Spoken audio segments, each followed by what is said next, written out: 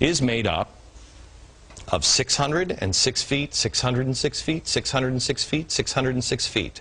606. It's made up of stades, exactly the same. Now, if that's not interesting enough, look at the angle of the Great Pyramid of Giza. If you take the angle of the Great Pyramid of Giza, the slope is 51.8 degrees. Let's go back to the earthworks. If you measure the line that goes straight through the center of the structure, right here, and then you go true north, it's 51.8 degrees. That angle is exactly the same angle as the pyramids of Giza. It is the same math, the same calculations as ancient Egyptians. Let me show you one more connection. In 1860, David Wyrick, he's a guy who surveyed the Newark earthworks. He was digging into a mound near those earthworks, and he found a wooden coffin made of oak. They opened up the coffin and found a skeleton of a man holding a little box. It was about 8.10 inches in size. The box had been cemented shut here. This, by the way, is sitting in Ohio. Well, he opened up the box and he found a little man inside, a little black stone. They took it to scholars and they looked at it. The man seems to be carrying something, and there's writing here. At first they couldn't recognize. The writing is, they thought in 1860, some sort of Hebrew. Well, finally, about 20 years later, they found some rabbis living in the area, and the rabbis looked at that, and they could read it. They said it was an old kind of block Hebrew, and it was a rendition of the Ten Commandments. Now, this is another piece. Block Hebrew, they said they'd never seen anything like it. Mainstream archaeologists at the time called this a hoax. But then in 1900, or just about after 1900, in Israel, they found the same block-style Hebrew writing. Mainstream archaeologists still dismissed the findings. They found it in Israel, and they found it in Ohio. But there was another stone that they found that they couldn't argue. This is the Bat Creek stone. It was found during the course of an official Smithsonian evacuation. The Smithsonian didn't understand the meaning of the writing on the stone. They thought it was Cherokee, since it came from Cherokee country. They didn't realize that it's actually Hebrew. They had published this originally upside down. They threw it in a box at the bottom of the Smithsonian, put it in the basement. Many years later, a scholar took it out of the box, looked at it, and went, oh my gosh, it's upside down. It's Phoenician, ancient Hebrew. So what's going on here? What is that about? Where is that history? I'll show you in a few minutes, and we're going to have a conversation. I'm going to show you some more things that the Smithsonian, science, government, commerce colluded to erase.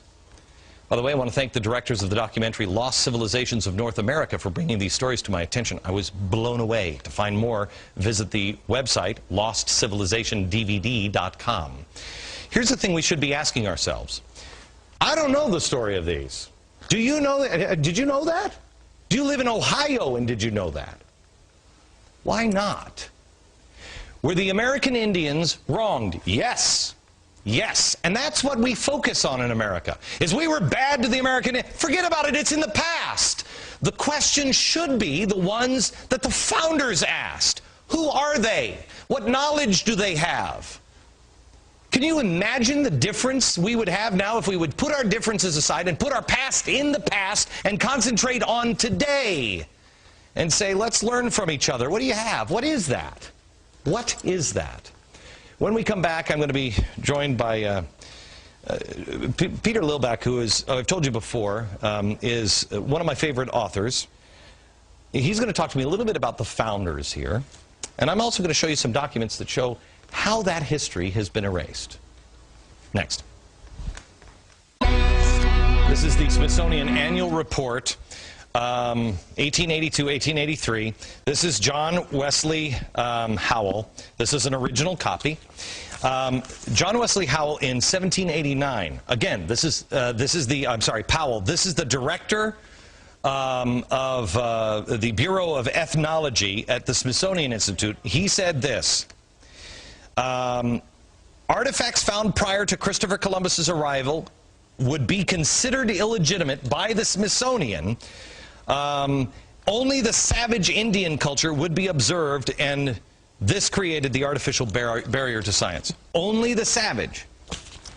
Science was colluding with government because of commerce, and religion was involved. Now, why do I tell you all this stuff? Not because I'm an Indian expert or anything else. You got to do your own homework. I just found out about this stuff. I'm amazed by it. I don't know what the answer is on this. The reason why I bring it up is the stock is not bad. The soup went bad, but the stock is not. Peter Lillback, Dr. Peter Lillback. How are you, sir? Good to see you. This is a book that needs to be owned by every American. Every single American should have this book in their home. It's called Sacred Fire. These are the words of George Washington, and it takes history absolutely apart. Apart. Not on somebody's opinion, but on their own words, on his words. Peter, I want to go to you and talk to you a little bit about, again, the stock. George Washington had a good relationship. Our founders had a good relationship with the Native Americans. Right? There's no question about that. When they came to America, they realized they could not survive without a close relationship with the Indian people. The greatest story, for example, is the Pilgrims who were blown off course. 800 miles out of their destination in Virginia, they're in Massachusetts. They land on ground, and they're in the middle of nowhere, no government. They make the Mayflower Compact, so they have government when they land. And there's no Native Americans there because a plague had gone through, but one person shows up. He happens to be a Native American that knew English. He'd actually been taken captive to England. He'd learned English. He'd gotten his freedom. He came back, his people were gone. The white settlers are there all of a sudden, and he meets them and he says, "Welcome." He speaks English. They couldn't believe it. The providence of that moment is extraordinary. They needed help, and there was a person there to help them. And he was a Native American. Right. And that creates Massachusetts. All right. Do I have time for one more story real quick? No? Okay. Hang on, because I want to come back and talk about, William Penn. Because William Penn said something when he was working with the Indians that is critical to understand the truth, I think, about America. And we'll do that next.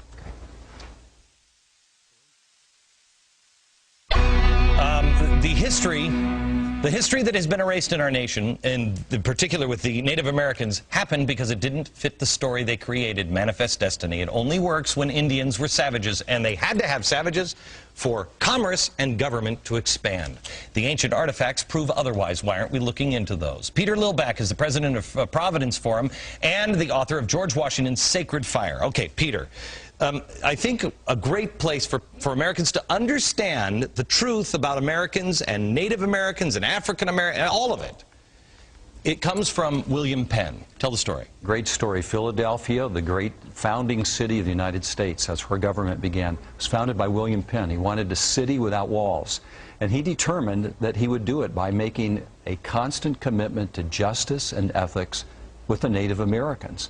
There never was an Indian war with William Penn. And there's a wonderful treaty that still exists that describes the commitment they made, and it says this: there are good people and bad people among all people. There are good and bad Indians, there are good and bad Christians. That's what he called them in Philadelphia. And he said, we must come together so that we will address these problems that will come with respect and by communication, affirming the good. That's where we need to be. There are good among us and bad among us. There are good Americans, bad Americans. There's good parts of America. There are bad parts of America in the American story. We've got to come together as the good people, stand together and guard against the bad, so we can live in a country without walls. Peter, thank you very much. Back in a minute.